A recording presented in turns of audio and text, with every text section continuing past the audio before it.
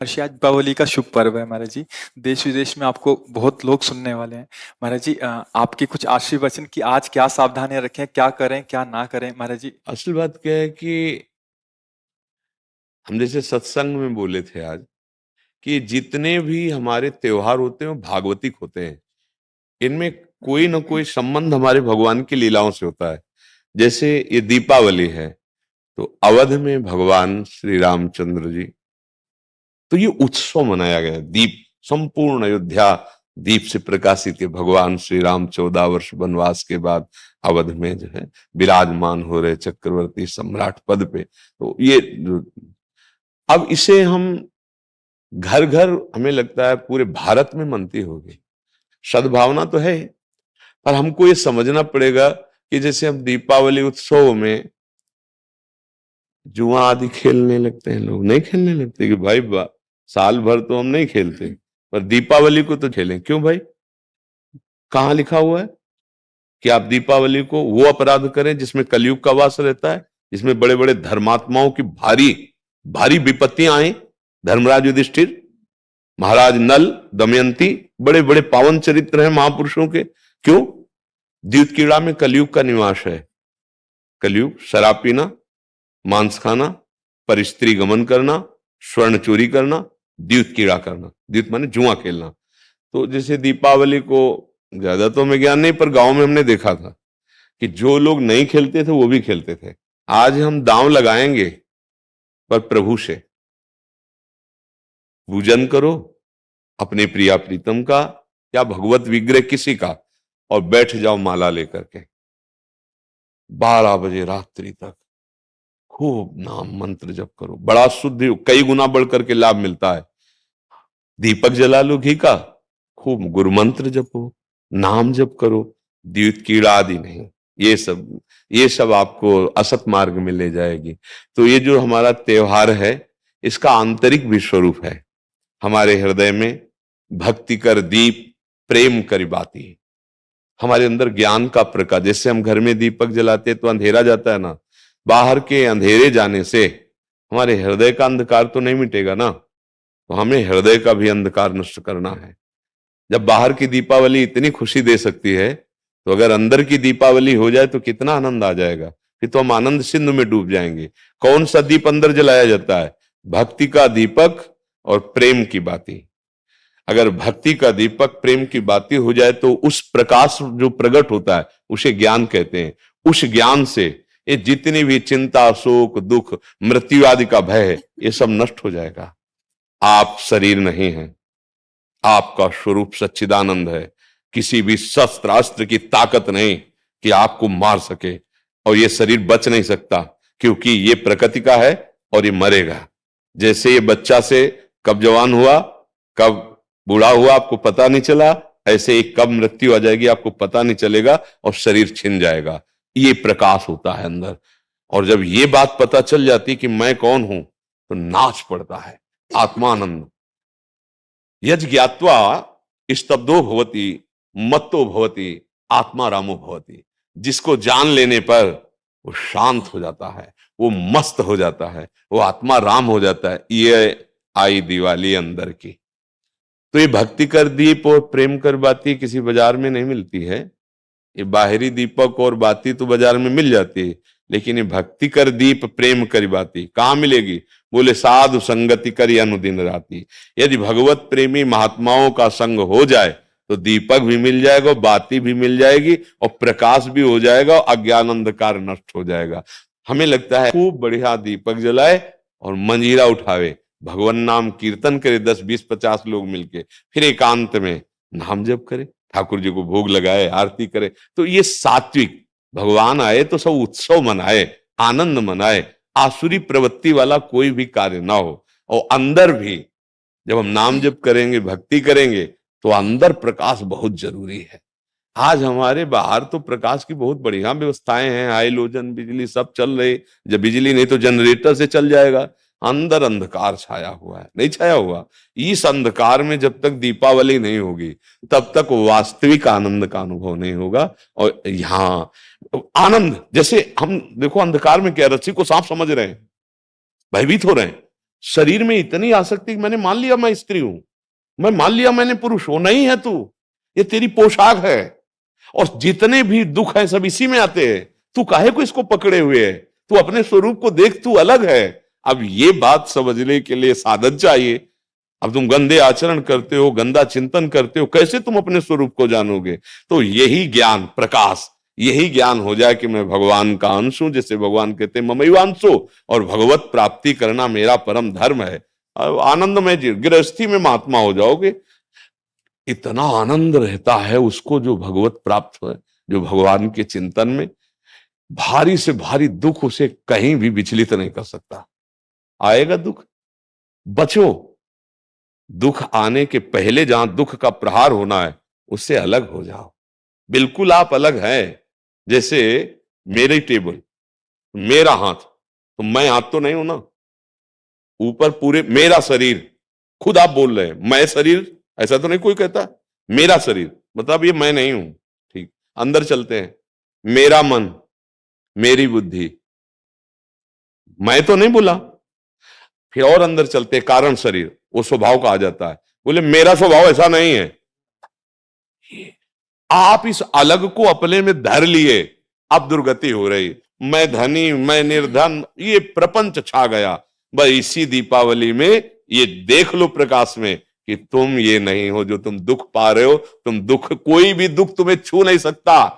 आनंद सिंधु का बच्चा आनंद सिंधु है। ईश्वर अंश जीव अविनाशी, चेतन अमल, सहज सुख राशि। मुझे तो लगती यही दीपावली हमारे हृदय में भी जलनी चाहिए। बाहर सावधानी पूर्वक नाम जप करें, अच्छे भोग प्रभु को लगावें। ये उद्दंडता वाले कार्य, जुआ खेलना, ये सब ऐसे कार्य ना करें। और अंदर की दीपावली जलाने की भी एक बार कोशिश करें। अगर जल गई तो जन्म मृत्यु रूपी भय से मुक्त हो जाओगे। और ये शरीर केवल इसीलिए मिला है, नहीं तो भटकना ही भटकना है हमारी। महर्षि, एक विशेष पर्व पे आपने किसी को बोला था कि आज ये ऐसा पर्व है, आज से दृढ़ निश्चय करो कि आज से मैं ये व्यसन छोड़ दूंगा। तो महर्षि, आज बहुत सारे नए युवक भी आपसे जुड़े हैं महर्षि। तो महर्षि, आपकी तरफ से उनके लिए, क्योंकि उनको एक दृढ़ता चाहिए कि कोई तो एक बोले हमें कि आज से व्यसन नहीं करूंगा हाँ, मैं। हम तो प्राय हर एकांतिक के समापन में सबसे कहते हैं, ए भैया तुम आए हो, आज से तुम गलत आचरण न करो, शराब न पियो, माताओं बहनों की तरफ पाप दृष्टि से मत देखो। माता पिता को भगवत भाव से देखने के लिए बुद्धि शुद्ध चाहिए। जगत में अगर उन्नति प्राप्त करना है तो बुद्धि शुद्ध चाहिए। शराब पीना, मांस खाना, व्यभिचार करना, जुआ खेलना, चोरी, हिंसा, बड़े बड़े गंदे आचरण होते जा रहे हैं नई समाज के। और वो मोटरसाइकिल से बगल से निकले, कोई बहन मोबाइल से बात कर रही, ऐसा झटका कि नाक के बल गिर गए, मुंह के बल गिर गए। कितने का मोबाइल? जंजीर सोने की चैन कितने को की? 40,000, 50,000। पकड़ा, राक्षसी बुद्धि से खींचा, और वो तो मोटरसाइकिल में बैठा, ऐसा खींचा वो कई तरह गिरती। ये क्या हो गया? बुद्धि भ्रष्ट हो गई। हमें लगता है कि अगर हमारी बात आपके कान तक पहुंचे, जो तुम्हारी दुर्गति कराने वाली बात है, अगर इसको छोड़ दो तो हमें सुख मिलेगा कि हमारा भारत देश का समाज एक धार्मिक समाज, एक शांति प्रिय समाज और स्वयं परमानंद में डूबने वाला बन जाए। ये तुम्हें नशेबाजी, गंदे आचरण, बड़ा देखो ना क्या परिणाम होता है। मान लो 2-4 बार नहीं पकड़े गए आप, लेकिन जब पकड़े जाओगे तब ऐसी पिटाई होगी यहां, और आजीवन का। अगर छूट भी गए तो यहां से तुम भले छूट जाओ किसी प्रमाण देकर, लेकिन एक और न्यायालय है जहां राय पाई की चूक नहीं होती, कोई घूस नहीं चलती, वहां के न्यायालय से डरो पक्का।